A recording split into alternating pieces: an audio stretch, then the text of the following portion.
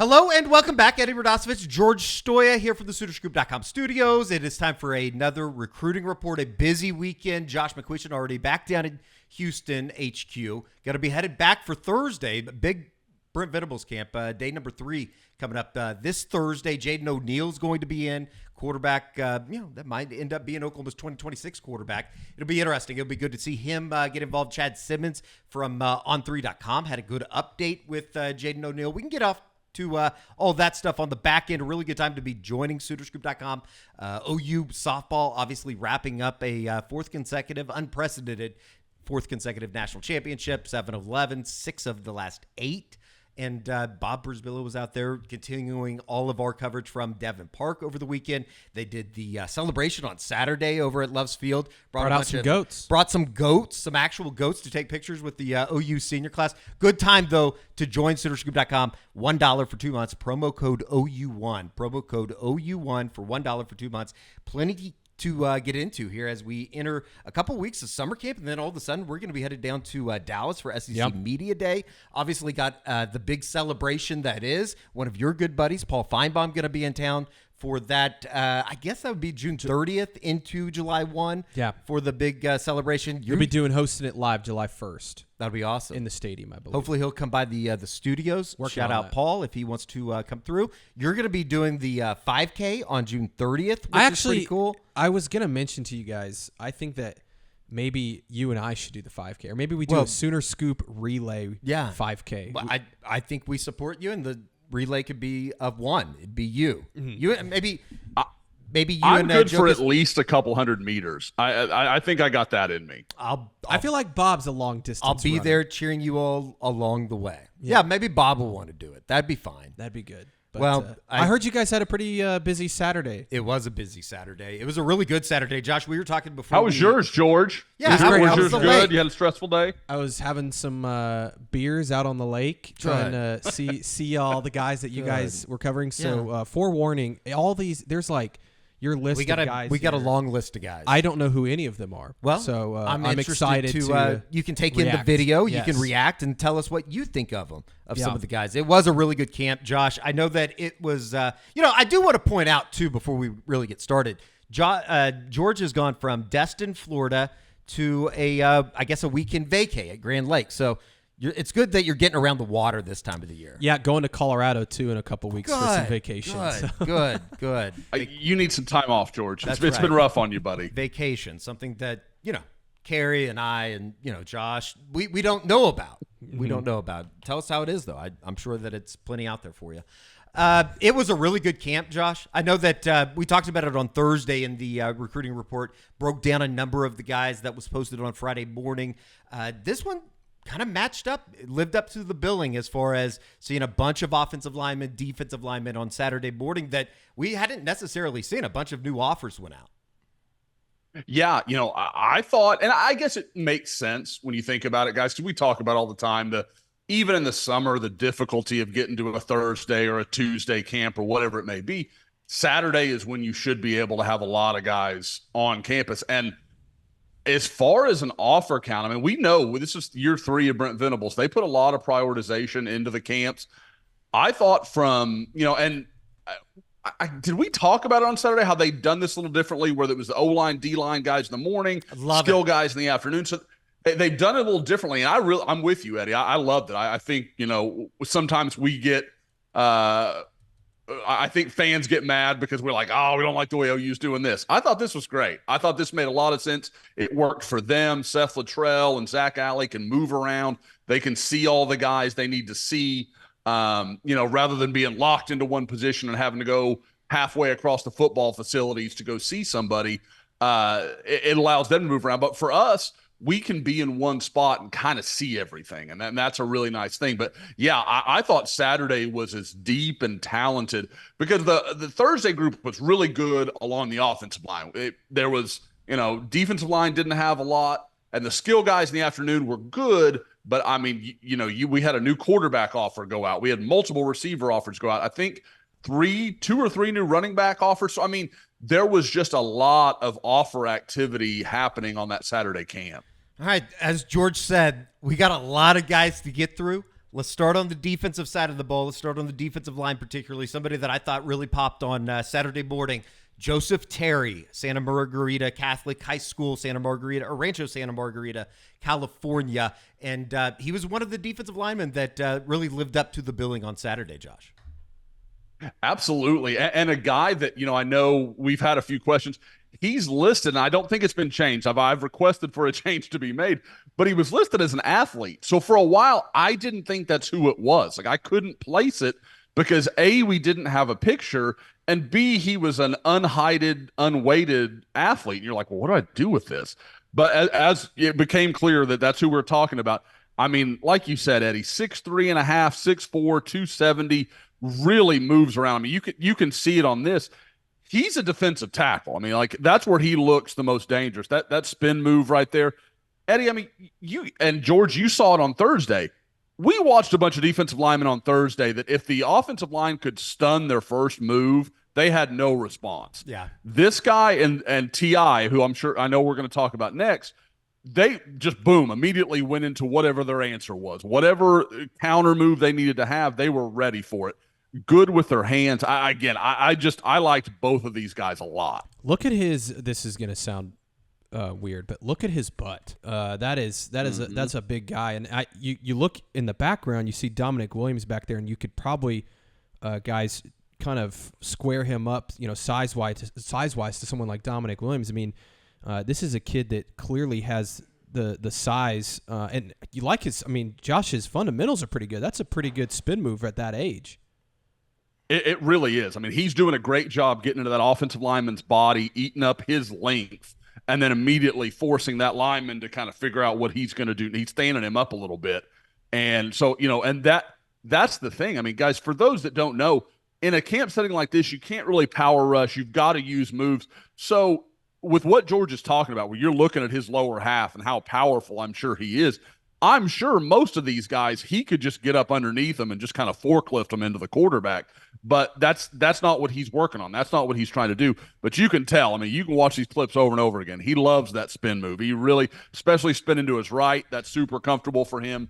And people will say, well, Josh, why are you saying he's a defensive tackle? He's 260. It's that lower half. Like, you look at it and you're like, that's a kid that's going to be 290 before he knows what happened. Like, and this is, a kid just going into his junior year of high school. He's got a lot of time to physically develop. But again, I think I said something in one of the notes things I put up following Saturday. I'll be real surprised if that's not a top 100 guy in the country in a couple of years. Like, I thought he was absolutely outstanding. Certainly looked the part, and then when he went and did what he did during the one-on-one sessions, it all kind of matched up. It wasn't too surprising that Oklahoma obviously has some interest there. We'll move along to the defensive line. Another guy that didn't know a lot about, and boy, oh boy, this one's going to give me trouble because it's Tua Umak. Is that how you pronounce it, Josh? Kid from Cherry Creek. I think you've done pretty well there. I think I have stared at that one a couple times. I bet the S is silent. Thank you. The Inglewood, Colorado, Cherry Creek High School. He's listed at 6'3", 302, 2026 defensive line prospect. Had a really good day. If Joseph Terry was like 1A on that defensive line group, Umakais probably 1B-ish. I thought he was really good as well. Yeah, I'll be a little surprised if we see any defensive tackles that I think are more equipped as far as their game and what they can do than these two guys. I mean, they came in, and, Eddie, you saw it too. Like, they were talking and kind of hanging around each other. I kind of thought they knew each other, especially when, and for those that want to make this simple, everybody calls him T.I. So you can just call him that and save yourself the whole name. But when I saw the blue shoes on, that really matches Santa Margarita, which is where Joseph Terry and a couple of the other guys, there was kind of a Santa Margarita contingent that was there on a Saturday. And so I was like, okay, this is another one of their guys. But he's from Cherry Creek in Colorado. That's a good program, and again, yeah, absolutely. One of the real powerhouses in Colorado. I think probably the powerhouse if I was going to say. But they what I liked about him is with Terry, you saw a lot of quickness, a lot of athleticism. This guy, it's his hands. Like, you watch him, he'll get his hands on, he breaks those hands, like right there. That offensive lineman just tried to get into his body and he wouldn't let him do it. Like, and he just kind of slaps him away and he's got the quickness to get underneath and get past him, and it's just over at that point. And that the kid he's beating there, people say, oh, it's a camp guy. That's a guy that's got group of 5 offers. That's Chavis from I think it's Chavez. His name is Miguel Chavez, and there's Miguel Chavis, so it crosses me up every time. But he's from Muskogee, good player. TU, North Texas, got some good offers, and he had trouble with TI all day. They had several matchups. So again, this is little smaller than Joseph Terry. Maybe ends up more of kind of a nose tackle type of guy, kind of that Jaden Jackson mold. But he's a little bigger than Jaden. Like I'd say 6'2", 6'2 and a half, little taller, a little longer. But again, just a powerfully built guy that, along with Terry, was just clearly the class that we've seen of the defensive tackle so far. There was nobody that looked anything even close to that on the Thursday. On Thursday, yeah. I mean, these first 2 guys those guys are monsters. I mean, that's a good looking kid. And like I said, Cherry Creek, I actually lived close by Cherry Creek. That's a really good high school football program. And I know that there's not a ton of great high school football sometimes in Colorado. Cherry Creek is one of those programs that there's been a lot of good kids. Kind of like, is it Valor Christian out there? Mm-hmm. That's where Sawchuck came from. Same school as Christian McCaffrey, right? Yes, yeah. But Cherry Creek is kind of that because Valor Christian's private. Mm-hmm. Cherry Creek is a public school. They're a really, really good program. Very good. I would imagine that Sulphur Springs High School is a good program down in the state of Texas. Former Oklahoma Sooner Keenan Clayton, actually coaching at Sulphur Springs, came up and talked to Kerry Murdoch during the afternoon session on Saturday. But during the morning session, he had brought up one of his offensive linemen who ended up getting an offer, and that's Vincent Jackson, a 2026 offensive lineman, I believe. Yeah, Eddie, and I'm remembering, so for the little behind the scenes for everybody, there was a note I wanted to give Eddie in the morning as we were going through it. Vincent Johnson is the only. So well, yeah, I was confident about it. Hey, you committed to it, and there's a lot of names I'm learning. That's not on you. Yep. So this is Vincent going against Zane Rowe right here. So you kind of get an idea. A high quality athlete. This is him against the Joseph Terry kid that we were just talking about. So again, this is what I liked about Saturday. You saw a lot of good on good matchups. You were getting a real feel for like what this guy is, what he's not. Here he is against Joseph Terry. And again, that's a lot. Joseph Terry, super active, really quick-footed. And Johnson, look at Johnson just kind of move back and forth with him. Now, he's a little out of control. He gets a little off balance, but he's big enough and he's strong enough to kind of fight the fight. Like just, okay, I'm going to stay in your way. And it's not perfect, but it tells you why Oklahoma would offer this guy. Like, because there's the athleticism there. And Vincent's a guy that I didn't know I knew who he was coming into camp. I had not put him together with his number. And so I just kept watching this kid, this 471. I was like, he's good. He's a player. I like the way he moves his feet, bends his knees, very natural and all of that stuff. And so finally at the end of camp, I walk up to him and I'm like, what's your name, man? And he tells me like, yes, okay, that matches up. That makes sense. So this is a guy, like I said, Oklahoma offers him, big athlete. I think he's probably a tackle, probably kind of you don't really separate left and right the way you used to, but I think in the way you would think of it, 10 years ago, he's more of a right tackle type of guy. But again, just a powerful blocker. I think as he changes his body a little bit, gets bigger, stronger, I see a lot of potential with him. Another guy that earned an offer on Saturday from the offensive line group was 2027, and you won't be able to miss him. A very large man, 2027 South Oak Cliff offensive lineman at 6'5", 295, Brian Swanson. Yeah. The only problem for Brian is he's with his teammate Cortavius Tisby, who's like 6'7", and is like the only guy there that's taller and longer than he is. But Swanson, again, I loved what we saw of Brian Swanson. Again, this is a kid, came in, had some offers. I believe Texas had already offered him. I think he got offered by A&M when he went to A&M the day after the OU camp. This is a guy that's going to blow up. 100%, he is going to be a top 100 player, and you can see it in the body.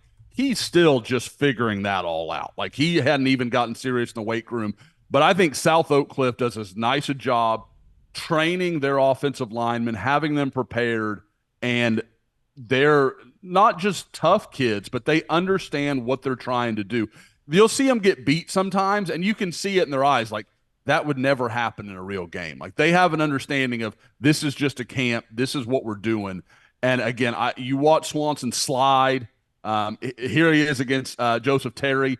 One of the few, I mean, nobody made it look that good against Joseph Terry all day. I remember this rep, probably the best one I saw all day. And this is him going at left guard. This should be advantage Joseph Terry because not only is he a year older, but it's more naturally inside for him. And Swanson just slides him right out of the pocket. I mean, that's perfect. That's what you're looking for, and that's why he picked up that offer, and I think will be probably you hate to gauge it so early, but if he's not a top 15 offensive tackle in the country, I'd be kind of surprised. South Oak Cliff, that I believe is where Emmett Jones got Yep.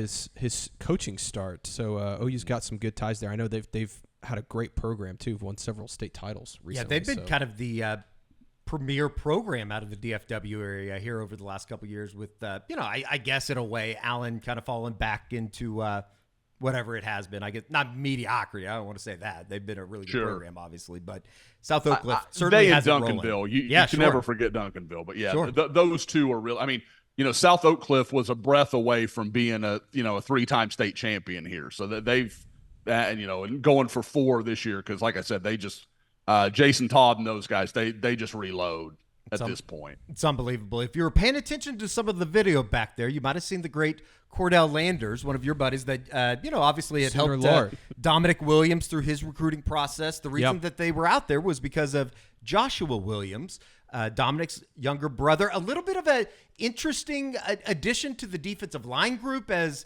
he, from a physicality or from a height and weight standpoint, certainly didn't match up, but for what it was, got to give him credit for kind of dipping his head in there against some much bigger guys. Joshua Williams obviously holds an Oklahoma offer. What did you think about his day, Josh, and in terms of kind of where they were using him or how he was going about it in the one-on-one session?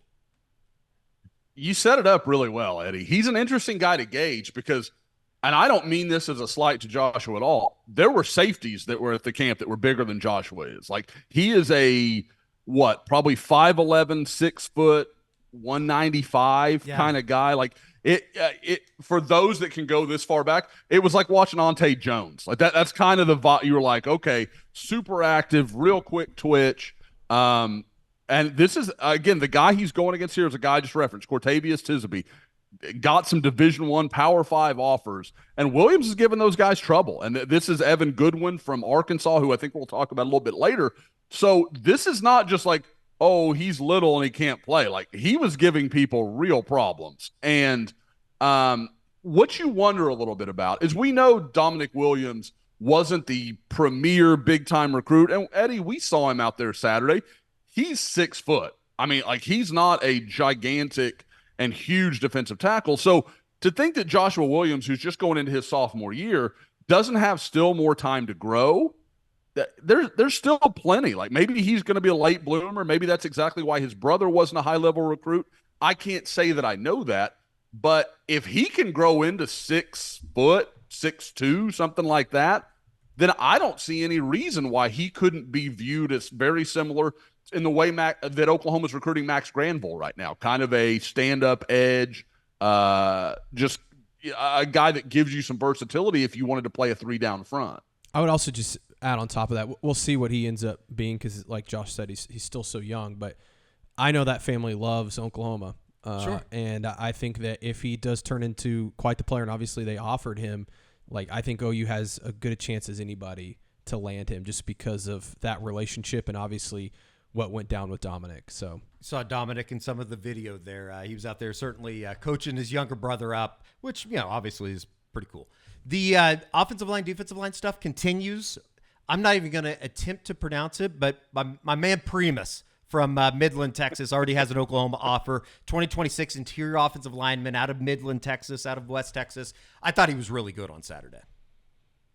Yeah, this is one I want to give a shout out to Eddie here because Eddie just shoots because he knows I give him a list of names. Then inevitably after the camp, I'm like, Eddie. And this is a guy that we were not that I knew was coming. I wasn't prepared for, and I didn't spot him early enough in camp.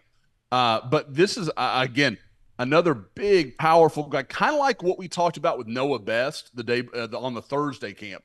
a guy that worked a lot at tackle. He's got some length. I think he's probably a guard, but I don't think he can't play tackle. And this is guys, we talked about this for years.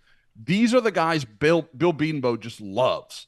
He loves these types where it gives him some flexibility. He can let their play dictate where they're going to go, or even what the offensive line's needs are. Like, oh, we're heavy at guard, we can work him at tackle and see how that works.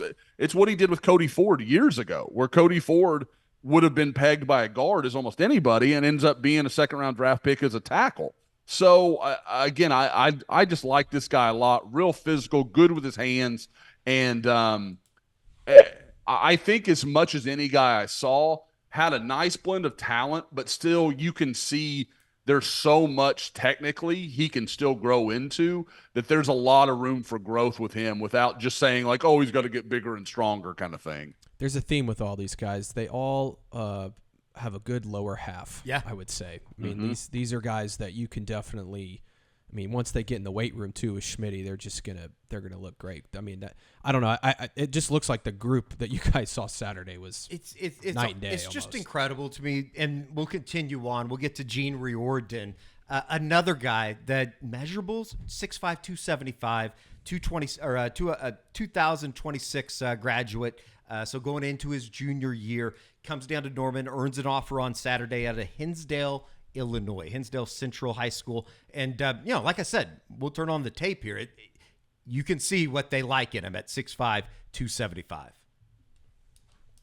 Thursday, George was talking about, Eddie was mentioning Penn State offering a DB being kind of a good sign. This guy's got an Iowa offer. I don't know of a much better indicator of that guy can probably play some ball than Iowa offering you as an offensive lineman. They know what they're looking at.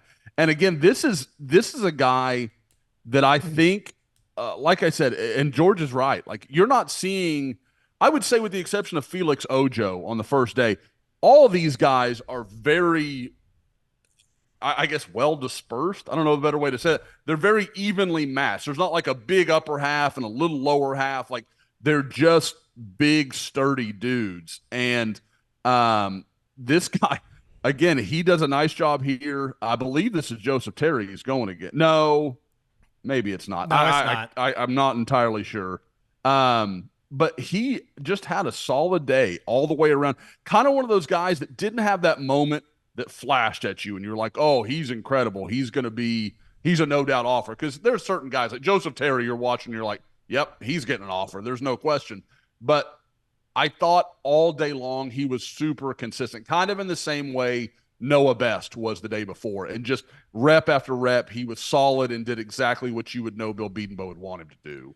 What'd you think of Evan Goodwin's day? 6'7", 300 pounds out of Pulaski Academy over in Arkansas, a really well-known program over there.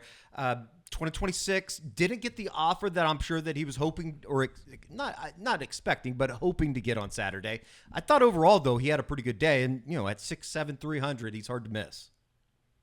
Yeah, great frame. I mean, like, he was the guy that when you walked in, you were like, oh, yeah, okay, that guy – I could recognize him from his face because we had a good picture of him, but just looking at him, you're like, that dude looks like what you want your tackles to look like. And I thought he had a solid day. Really, really played well for the most part. That's a pretty aggressive slam there. That's against a 2027 kid from Houston who came in with some reputation and I think is a good player, just kind of had a rough day on his part. So I don't want to highlight him too much. But just a guy that I think uses his size really well. I don't know. I would like to see him move laterally a little bit more. Like, you can see it here. Like, okay, had a little trouble when the defender wanted to go wide with him. He couldn't quite match that speed, which is something we've seen with some of these other guys that did get an offer. And I think that's probably the primary question.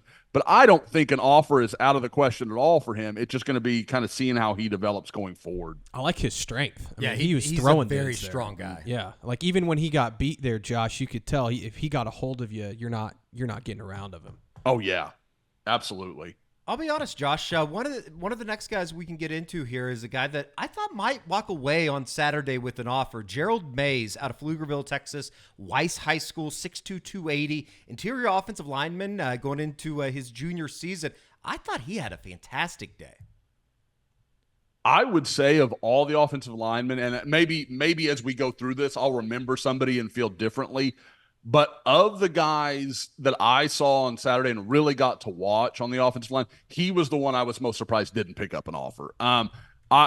He played a lot. I wonder a little bit. He played a lot at tackle, and he's about 6'3 and a half, 6'4". He's kind of a tweener between an interior guy and an outside guy. His feet are absolutely tackle. He could. This is him against Zane Rowe, just sliding in there with Zane Rowe. I liked a lot. And I actually had a chance to see him during the regular season go against Cedar Hill in Dallas. They played in Pflugerville, but the program from Dallas. But yeah, look at him. I mean, just shuffling his feet, moving around, moving laterally. And that kid that he was going against gave some people problems. So I really thought he had a good day. I would not rule out an offer in the coming months. Maybe this could be this year's kind of Ryan Foje, where people forget Ryan Foje didn't get an offer immediately out of camp, but Bill Bedenbaugh, I think, saw some of his summer work, and really before the season even started, kind of at a weird time to make an offer, OU went back and became Ryan Foje's first offer, and the rest was kind of history. But yeah, with Gerald Mays, I think there's a lot to like there. I could see him maybe being kind of OU center in that 26 class, the guy they focus on going forward, because I think he's a really smart kid. I think he's got some leadership ability. I like Gerald Mays quite a bit. And last but not least on the offensive line, we got one more defensive line to get to, but last but not least, if you don't know the name now, you're probably going to know it over the next 3 or possibly 4 years. My man, Quelly Fielder out of Carrollton, Georgia, 6'4", 295. Ladies and gentlemen, this kid was in 8th grade last year, 2028. He didn't have the best one-on-ones, but that's to be expected, right? In this setting, going into his freshman year of high school, there he is on the left. He is just a mammoth of a human.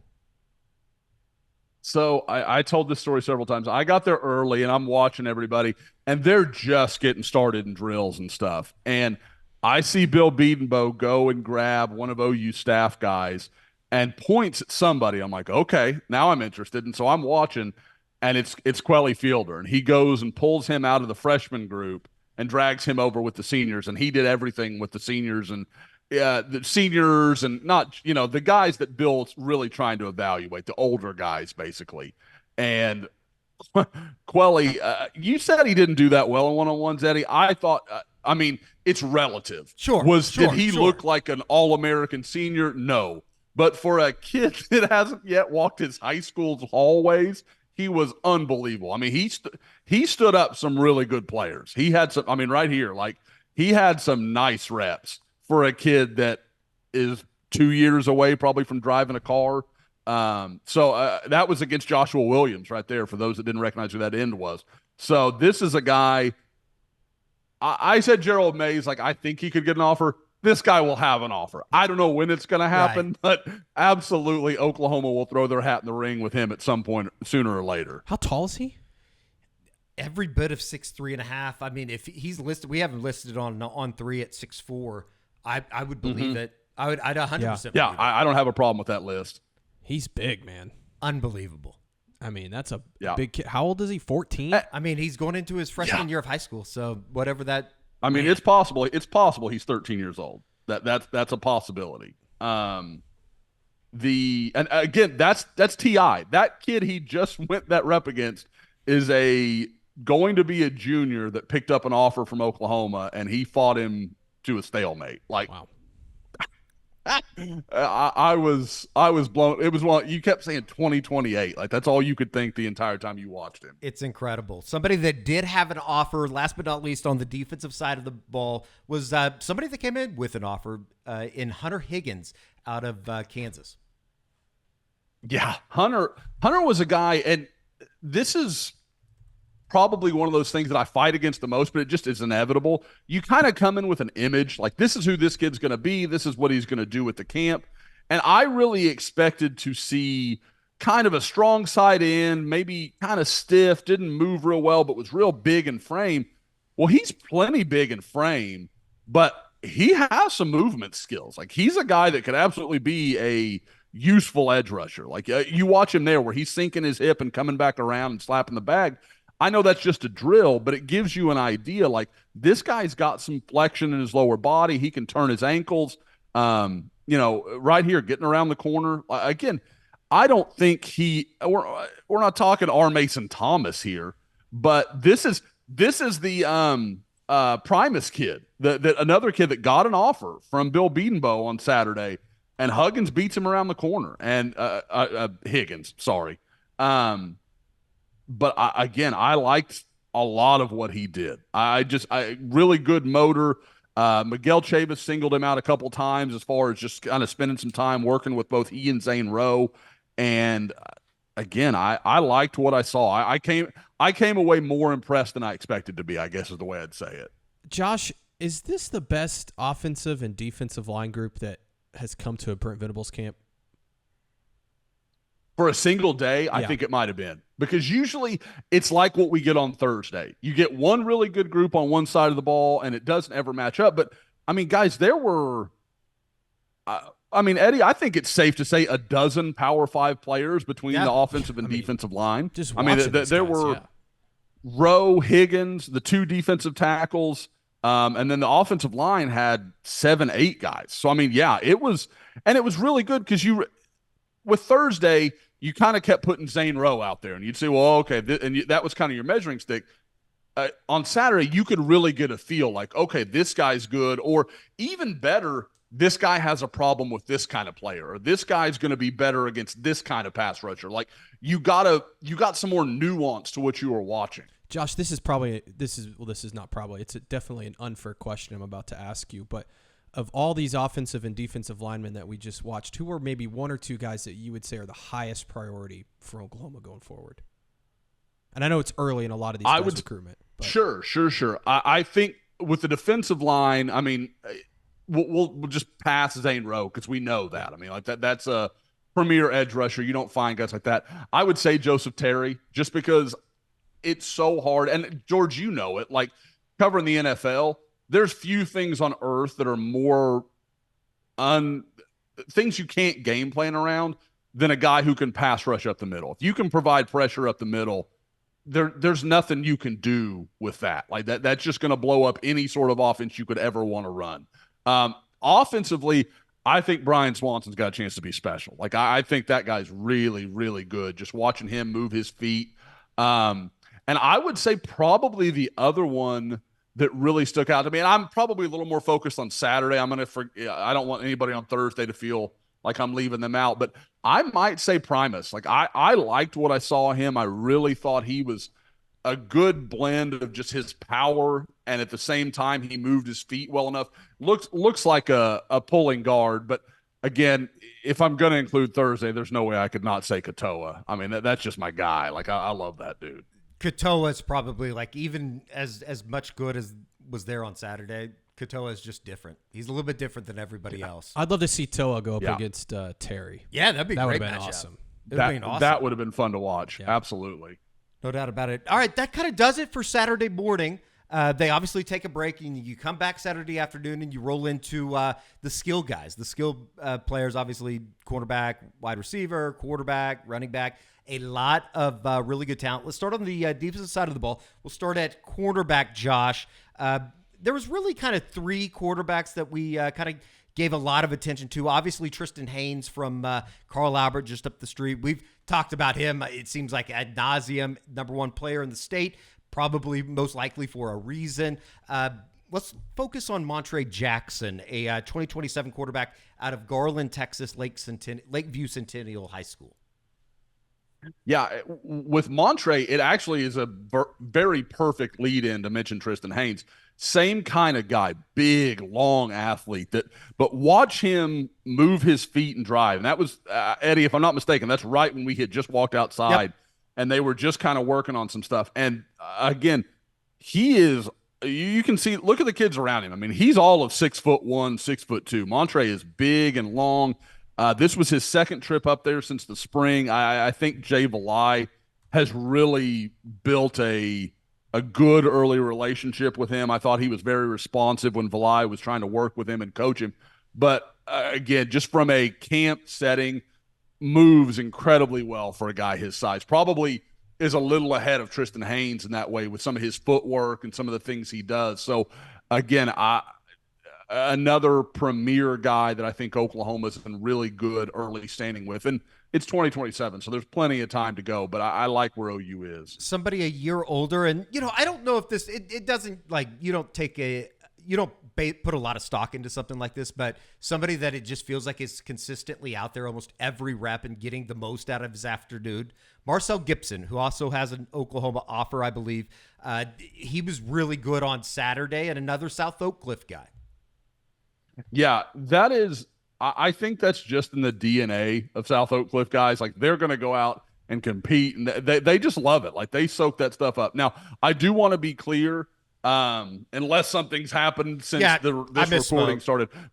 Yeah, Marcel Gibson does not have an Oklahoma offer, but do I think one's possible? Absolutely. This is the guy where we talk about Tristan Haynes and Montree Jackson.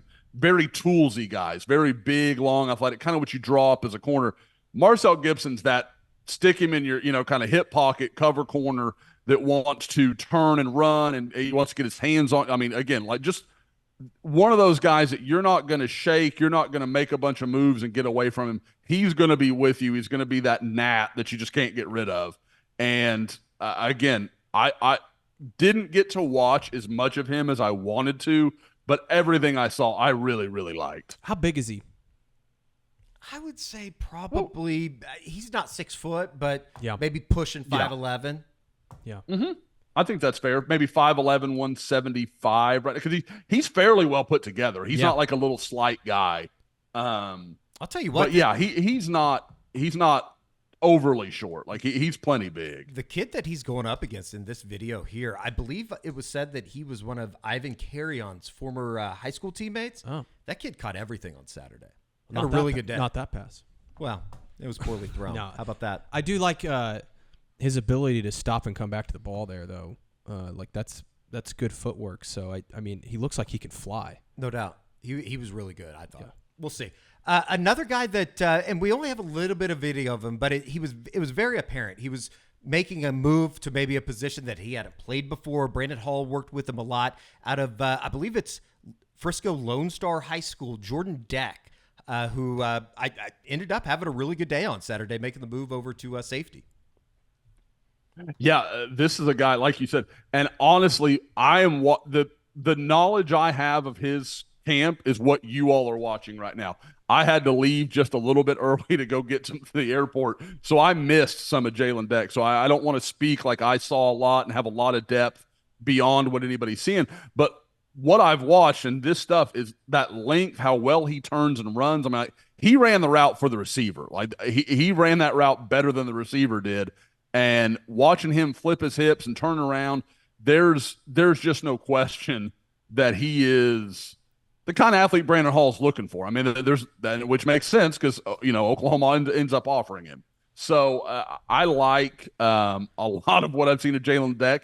And Frisco Lone Star is a program that has been good to Oklahoma. With you look back to Marvin Mims, and secondarily has a staff that is pretty OU friendly. So you want to go any guy that Lone Star you want to pursue, the door is going to be open to you in ways that maybe it wouldn't be at some other programs around Texas. I know Brandon Hall spent a lot of time talking about it seemed like Jordan was making the move over from wide receiver. You talking about him finishing in the route. I think that's probably really comfortable to him. But, if he can flip over and become more comfortable at safety, obviously at 6'3", 180, maybe even a little bit heavier than that for what we saw on Saturday, thought he had a really good day. That does it for the secondary type of situation. There were some other guys, though, and particularly at the running back position that had really good days on Saturday. I know one of the guys that kind of jumped off the page to us on Saturday afternoon in the indoor working out with DeMarco Murray, Wayne Shanks. Great name, and I thought he was very impressive when you see what he's able to do kind of on the hoof. Absolutely. And Eddie, it was honestly early in that afternoon session, and I knew there were some running backs there. I didn't have them broken down. Again, sometimes we're at the mercy of like the information we have coming in. Like I know what this guy looks like. I've seen him before, and I haven't.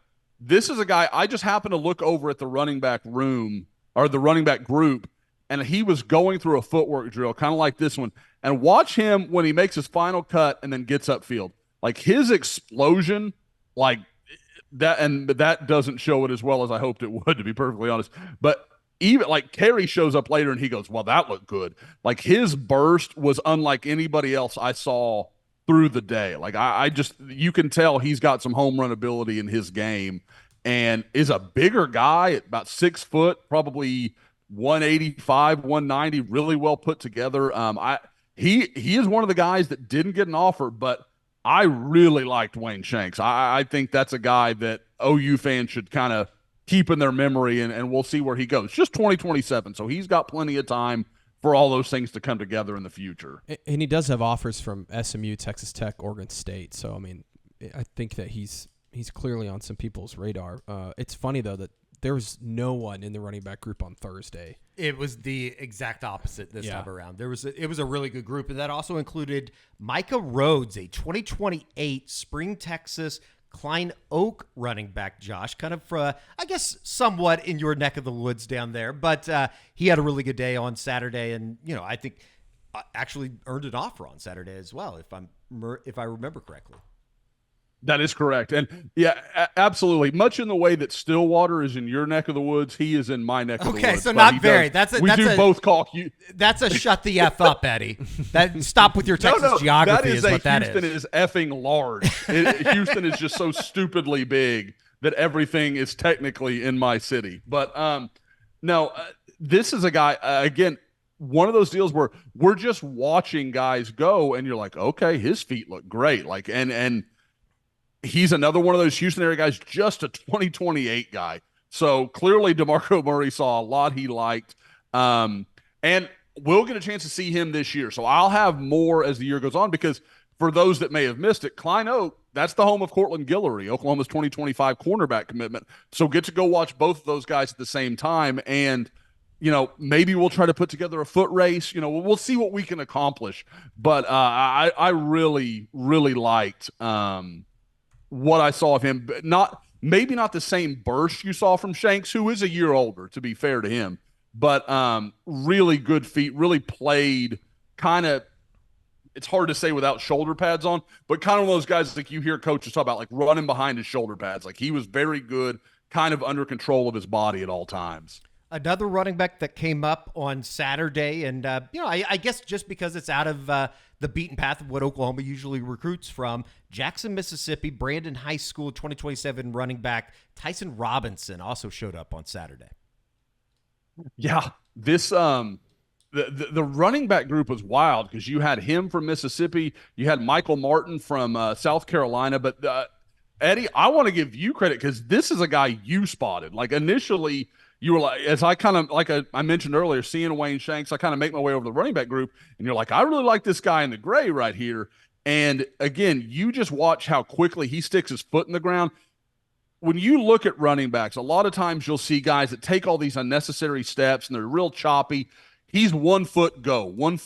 Like, and that's, I've got to think that was a large part of the appeal, and is another reason why yet another running back picked up an offer. I mean, so this again, George, I know you enjoyed your time at Grand Lake, man, but you missed a much, much better group of Steel guys, on Saturday afternoon than we saw originally on Thursday. I mean, it's night and day from what we saw on Thursday. I want to ask a trivia question here. Who's the last, and I don't know the answer to this, who's the last OU player they recruited from Mississippi that they it would have landed? been the offensive tackle a couple years ago, right? Isaiah Autry, he's a freshman. Isaiah Autry, there you go. Yeah. See, I was trying to think. I was like, isn't there somebody recent? But but before that, I would say it was Tito Wyndham, probably the corner out of Gulfport about 6-7 years ago now. That's a name that I have not heard in a long time, Tito Wyndham. And he was going to be an All-American if you listen to some, Eddie. You just gotta be careful where you're listening. And Kerry is right. Usually to ask a trivia question, you need to have the answer. And that's just for planning purposes on in the future. Thanks, Gary. No, thank you, Carrie. All right. Last but not least, we talked about Quelly Fielder, 2028 offensive lineman. More locally, Josiah Dickerson, a 2028 running back out of Washington, Oklahoma. Josh, here's another, I guess not trivia question, but a comment. I don't know what the 2A state rushing record is for sophomores. It might be within reach moving into Josiah Dickerson's, I guess it would be second year in high school, but he was super, super impressive. Looking at this kid and thinking he's going to be a high school freshman, like that's just nuts. Because we saw him, and initially we thought he was Micah Rads. Like that was what I was working under, and I was like, oh nope, that's not it. And we kind of figured it out about halfway through. But you were just like, this kid's in 2028 at Washington. That's guys. I mean, I think we're accepting a world where Washington is just going to be a place we are at every year. Sure. Because after Nate Roberts, you got Case Alexander, and then this kid's coming. Like Josiah, again, good feet, obviously very well put together for such a young player. I wish I could have seen him work a little bit more as a receiver, kind of see, can he be that all-purpose back kind of guy? But so young. He's 5'8", 180, 85 right now. Like, I can't imagine in 2 years what he's going to look like. I mean, he may not need to even be thought of as an all-purpose guy. He may be 210 pounds by the time he graduates high school at the pace he's on. Look at his arms. I mean, that's a dude very advanced for somebody that you're thinking, like, he's going to be a freshman. And I would imagine Washington will get him in the mix as a freshman this upcoming season. Washington's probably got a really good strength program, huh? Yeah. I mean, he looks like he's been living in the weight room. He was really impressive. A couple other names to get through because that kind of does it for the corner or for the running back situation from Saturday. A guy, and I'll be honest, I thought he was really good. Didn't realize who it was until we were, I think, departed on Saturday evening after the camp was over. But he actually gets his first offer, a collegiate offer. Cooper Witten, the son of Jason Witten, who I thought had a really good day. I would have got more video if I realized who it was at the time. But Cooper Witten, he looks exactly, I guess, in a way of Jason. But here he is talking to Brent Venables. He picks up an Oklahoma offer after his workout on Saturday. Yeah, Oklahoma becomes his first offer. I mean, this is a big athletic kid. And if I'm not mistaken, apparently made Carey a better athlete at camp. Like I believe Carey had to dodge him at one point from what I understand. So, but yeah, this is the guy we saw Jason Witten hanging out on the sideline. And obviously with his relationship with DeMarco and Liberty Christian having several guys, for those that don't know, he's now the head coach at Argyle Liberty Christian, kind of Denton area. And same school that Ben Hayburn came from for those that can remember that far back. So, I like what I see on tape. Like you, Eddie, I can't say that I knew coming in that's who I was watching, but a big athletic kid, you got to figure with his dad, he's only going to grow more and more. And you kind of wonder, does he remain, an outside guy? Does he turn into a tight end, an edge guy? Like, I mean, what's he going to be? But if he's already got these kind of movement skills, we're watching him. Yeah. Like right here, sink his hips a little bit and then turn and run. With this guy, I mean, guys, like I'll worry about the projection later. Like if he's going to get bigger, that's nothing but a good thing for me. As long as he keeps all this other stuff working and keeps his athleticism, that's may pay great dividend for Oklahoma for DeMarco Murray to have that kind of relationship with Jason Witten. Would also say, like, hand up, he had one of the more incredible catches of the day. He picked off a ball diving out of bounds. Just simply didn't get it because I was dodging Cooper from basically taking out my kneecap. I was going to ask, we saw Jason Witten at camp last year, but was Cooper camping? Yeah, I think he would have been, but he would probably, just going into his freshman year. Man, I think he had a couple other teammates as well from Liberty Argyle. I think that's what it was. Yeah, they won state last year. I mean, so they're, that's a good program. No doubt about it. Last but not least, the an Oklahoma 2027 offer did go out on Saturday. 6'2", 180 from Lake in the Hills, Illinois, Carmel Catholic High School. Trey Taylor picks up an Oklahoma offer, and we got a decent amount of video of him. Thought he had a pretty good day. He can spin it for a kid just going into his sophomore season. Yeah, another guy that was someone I thought was going to be there. I never did see him. And then afterward, you're like, oh, he got an offer. Great. I didn't get to watch nearly as much of him as I wanted to. But again, like you just watch this kid, 2027, driving the ball like that. Everybody can look at the deep ball, and I know we oohed and awed about Kevin Sperry on Thursday. But look at this, just like I said, just sitting there and on time, boom, and the delivery, that's perfect. That's what you're looking for a young quarterback. And again, for a kid to come down, like you said, from Illinois to make that trip, I think that's a good sign for early interest. And I've talked to Trey a little bit about it. He really enjoyed, being down there. He talked about liking, Seth Luttrell a lot, kind of having that conversation. And it was funny because I asked him, I said, oh, did they make a big deal out of the offer for you? And he goes, no, Seth just kind of walked over and just, kind of said it. And I was like, okay, that is going to absolutely be the Seth Luttrell offer model. Like we need to all get our minds right about that.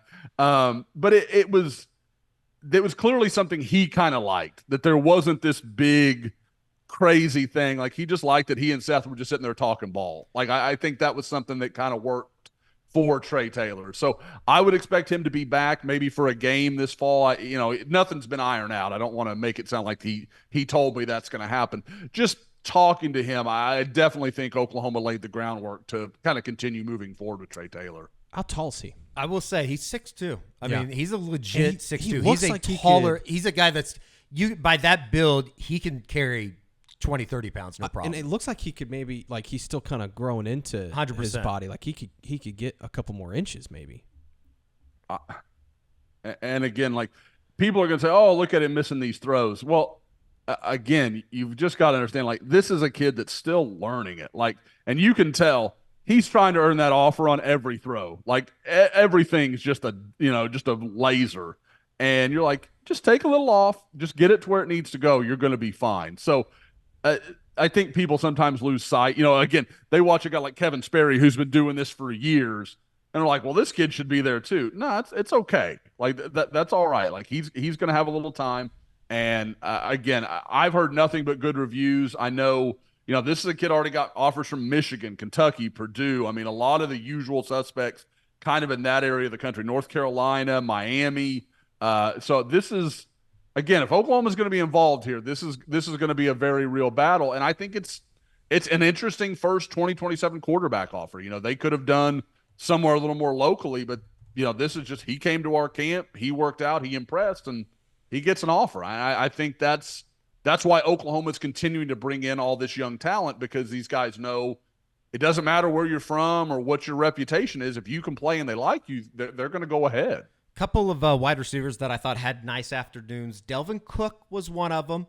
Not to be confused with Dalvin Cook. Delvin Cook from Skyline, I believe, down in Dallas. Haven't been down to Skyline in quite some time. And Jalen Pyle out of Parish Episcopal School, formerly of South Lake Carroll. This is Delvin Cook right here, though. Yeah, again, and he is I've talked to Delvin a little bit. Like, he is the old Skyline. Like, for those that don't remember, Skyline used to be Duncanville. Like, and same coaching staff, so that's not a coincidence that I make that comparison. But Skyline always had a dozen Division I guys in their senior class. Like, they were just dudes everywhere. And this is a guy, like I said, you look at his that's him, I believe, against Tristan Haynes right there. So maybe Montree Jackson. Anyway, but again, easy speed. He's got nice length.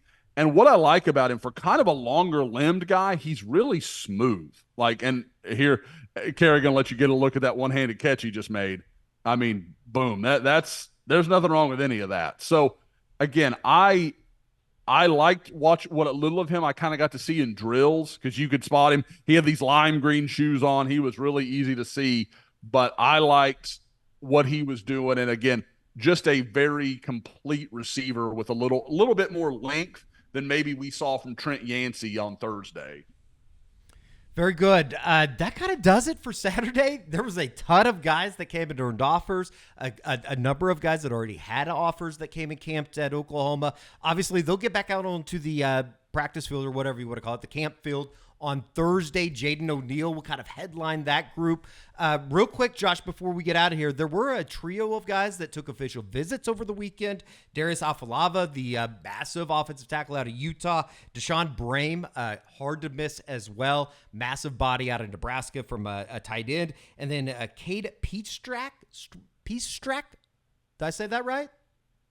I have literally, before we got started, I was looking up, and Pietrack or something.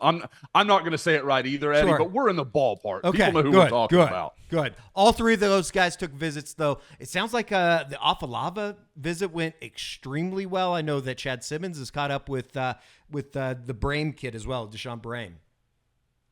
Yeah, Chad came out, with a story basically with Brame saying Oklahoma's right up there with really, I think Oregon and Tennessee have been the two that people are kind of watching with him. I think most people feel it's going to be Oregon. I haven't heard anything to change that, but it definitely sounds like Oklahoma made a really big impression on him, which is pretty impressive because the only time we saw him on Saturday, he was at camp, and Joe John Finley's running the camp and working with the tight ends, and Brame just kind of over there hanging out with his mom and I believe his little brother. And it looked pretty low key, but it sounded like OU really hit the right notes with him, really impressed him. I don't want anybody to get too overly excited. I think there's still a long way to go if Oklahoma were to somehow kind of shock the world with that. You mentioned Afalava. I've heard that visit went as well as Oklahoma could have possibly hoped it to. So I think he still may take a couple visits. I like where Oklahoma is. I think it's a long and short of that. I really think they've done a good job with him. His family is super comfortable with the coaching staff, with the culture. I just, like I said, maybe something happens. Maybe someone surprises me, but I really, really like where OU is right now. And with Cade, just call him Cade the man from North Dakota, the man from Fargo. There we go. I will say, Eddie and I got our first look at him on Saturday. That's an impressive looking dude, man. He is a big, 6'4.5", 6'5", probably 250, 255, big, strong guy. You could see him sticking at defensive end where Miguel Chavis has done a lot of work with him. I could see him growing into defensive tackle. I mean, he's just a big bodied guy. But it's kind of similar to Afalava. I have heard that visit went very, very well. I'm working on some stuff. By the time you see this, if you haven't been to the Crimson Corner lately, get over there. I'm going to post some notes. But I really like, I think in two of those three cases, Oklahoma's probably the leader, maybe the leader. And then with Deshaun Brame, at least I think it's really impressive Oklahoma has pushed themselves into the conversation when I really didn't think they had a prayer coming into the weekend. Be a pretty good recruiting win to get him on top of Devon Mitchell, who's already on campus, obviously, for Oklahoma. Good time to join SoonerScoop.com. Josh was just talking about all the notes that he's going to be putting up on some of these official visitors. $1 for 2 months. That seems pretty simple. Promo code OU1 for SoonerScoop.com. All right. Great job, right guys. back there. That That's was, it. that had to have been. There's a lot of guys. I mean, we talked to almost 20 guys? 20, I think 24 is the final count. Wow. I mean, of guys, which, kind of tells you everything you need to know about the camp session. It was not something that you just necessarily can blow off because there were so many guys. I think it also speaks to, look, these kids can go to, and they go to a lot of different camps, but I think it also speaks to the job that this staff has done turning these camps into, either a tryout or just checking a lot of these guys out and seeing what they're about, and also just getting them to come on campus because, these aren't just they aren't technically visits, but, I think it speaks to the job that they've done. But they are and they aren't. You know what I mean? Yeah. You want to take a tour of the campus? Well, right. I bet you could probably show yourself around or something like that. Well, go ahead, Josh. And just quickly, that's the other great thing. So with the way they've broken this up, when they get done with the morning session, the offensive lineman, defensive lineman, they can go off with Miguel Chavis and Todd Bates and Bill Beadbo, and they can do the tour. And those guys don't have to go back and coach the second session of camp because their position guys aren't out there. Now, Bill, I've seen Bill go out there and shake hands with Kevin Sperry and go talk to his family. They put in an appearance, but they don't have to be there for 2 hours. So I think that also is another kind of secondary benefit of them changing up the format of how they're doing this camp. So when they go on these tours after the morning session, they can be around those guys and really talk to them. And, now that you're done sweating and doing all this, and we can be, Bill Bedenbaugh that can be there for all the offensive line offers. And, same for Miguel Chavis with the defensive ends. Like, there's just more ability for those guys to be functionally used as recruiters when these guys are on campus, often for the very first time. And I think it's important to say too, though, it's like they're not going to land all these guys, sure, obviously, but it does give you a really good, maybe first impression or just a better chance at landing some of these guys than maybe the previous staff. Again, we've talked about it a lot, but like the camp sessions were just totally different then. No doubt. Real quick, as we move into Thursday, Jaden O'Neal's obviously going to be kind of the, I guess, the headliner, if you will, coming in on Thursday afternoon. Any other names to just really kind of watch for? I know that list is still being compiled even as we record. Absolutely. I mean, now, this will be, I hate to say it, Kevin Sperry is going to break the streak, guys. This is the last Kevin Sperry camp of as a non-Oklahoma football player, Kevin Sperry. He will not be there for the last week because of Elite 11. Now, I will say one of the interesting things is obviously we're going to talk about Jaden O'Neal, but with Trey Taylor getting an offer, clearly the cork's out of the bottle on 2027 quarterbacks. They're going to make an offer. Peyton Houston from Louisiana is coming up, and he's got a bunch of big-time offers. It would not shock me at all if Oklahoma made him the second quarterback offer. But then you've got some, Cord Nolan will be there from Bixby, who, if there's ever been, we talked about this a couple weeks ago, if there's ever been a Brent Venables guy, that's a Brent Venables guy. He's going to love Cord Nolan. And also we didn't get a chance to see him on Saturday, Eddie, and I had a chance to talk with Malik Hawkins after the fact. Just something came up on Saturday. He's now going to come up on this Thursday and work at that camp. And he's not a guy we've gotten to watch a lot. So I'm really interested to see. And obviously, like I said, Jaden O'Neal, Kevin Sperry, Peyton Houston, there's going to be plenty of good quarterbacks to challenge. And I'm very interested to see how Malik Hawkins does, against obviously some very good quarterbacks kind of challenging those corners. Very good. All right. We look forward to it on Thursday. We'll do another kind of wrap up from everything that is. And, obviously we'll see how the Jaden O'Neal kind of, I guess, storyline evolves over the course of Thursday. So for Josh, George, I'm Eddie. We'll see you right back here on the SoonerScoop.com YouTube channel.